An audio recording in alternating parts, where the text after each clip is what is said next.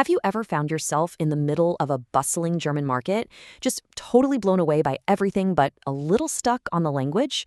Well, you're in the right place. We're about to go on a lightning-fast tour of the essential verbs that will transform you from a tourist into a super savvy local shopper.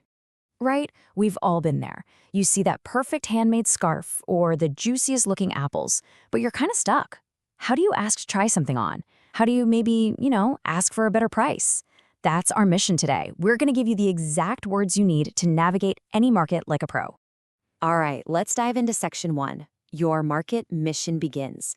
Every great shopping trip starts with these first few steps. This is all about going from just looking around to actually finding what you want. First up, we've got our big, overarching verb, einkaufen. Think of this as the word for the entire activity of shopping. So before you even head out, you might tell your friend, Ich gehe einkaufen. I'm going shopping. It's what gets the whole adventure started. So you're in the market. Now your mission really kicks off with the verb suchen, which means to look for. Picture yourself scanning all the stalls. You can walk right up to a vendor and say, Ich suche, and then just say what you need. It's super direct, totally clear, and honestly, the quickest way to find your target.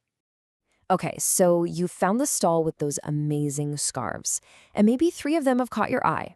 That moment of decision when you point and say, that's the one, that is auswählen, to choose or to select. You just say, Ich wähle diese aus. I'll choose this one. Boom, you've found your prize. And that brings us to section 2, trying before buying. You've picked something out, but wait. The interaction is not over.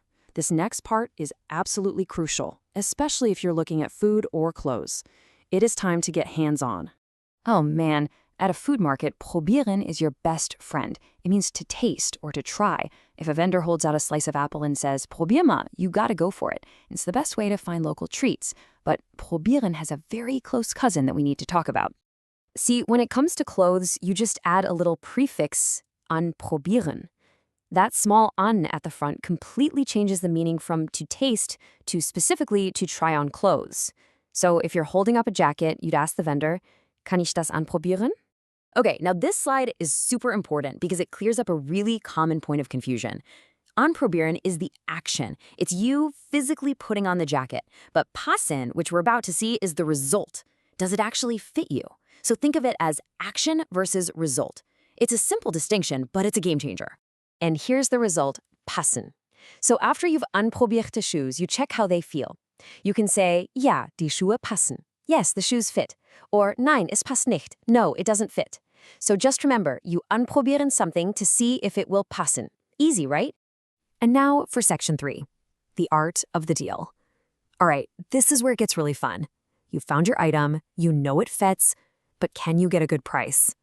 Welcome to the boss level of market shopping, my friends. The very first step to getting a great deal is to vergleichen. That means to compare. Imagine one fruit stall is selling apples for €2 a kilo, but the one right next to it has them for $1.80. That little mental calculation you're doing, that's you using vergleichen. You're comparing the prices. And this brings us to what might be the most exciting verb on our list, feilschen, to haggle. Now, you're not going to do this in a supermarket, okay? But at a flea market or an outdoor stall selling beautiful crafts or textiles, it's often part of the experience. Think of it as a friendly little negotiation to find a price you're both happy with. And here it is. This is the golden key that unlocks the whole haggling game. If you memorize one phrase, make it this one. Kann ich Rabatt haben? It's a polite, direct way to ask, can I have a discount? And it signals to the vendor that you are ready to feilschen. Okay, section 4, closing your purchase. You've haggled, you've agreed on a price. Victory is so close. Now it's time for the final set of moves to officially make that treasure yours. This is the moment of truth, kaufen. It's simple, it's direct, and it means to buy. The second you say, okay, ich kaufe es, you are officially closing that deal. All that searching and trying on has led you right to this moment. So right after you agree to kaufen something, you have to bezahlen. You have to pay. This is the money actually changing hands.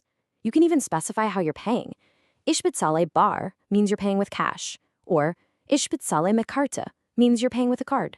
Your items are paid for. The next thing that'll happen is the vendor will einpacken them for you. They'll pack them up in a bag. You can even politely ask for it by saying, packen Sie das bitte ein. It's that nice final touch. And here we are at the final verb of our shopping journey, tragen, which means to carry. You take your bags, your Tüten, and you walk away with all your treasures in hand. Ich trage die Tüten. Mission accomplished. Whew, we have covered a lot of ground. So before we wrap up, let's do a really quick, rapid-fire recap of the absolute must-know verbs for your shopping mission. Seriously, if you can lock these 8 verbs into your brain, you are golden. You suchen to find it, auswählen to choose it, you anprobieren to see if it will passen, then you vergleichen prices, maybe feilschen a little bit, before you finally kaufen and bezahlen. That's your whole shopping story right there. So you see, you are no longer limited to just pointing and paying. You have the words, you have the strategy. The only question left is, what incredible treasures are you going to find, negotiate for, and bring home? Get out there and have an amazing time.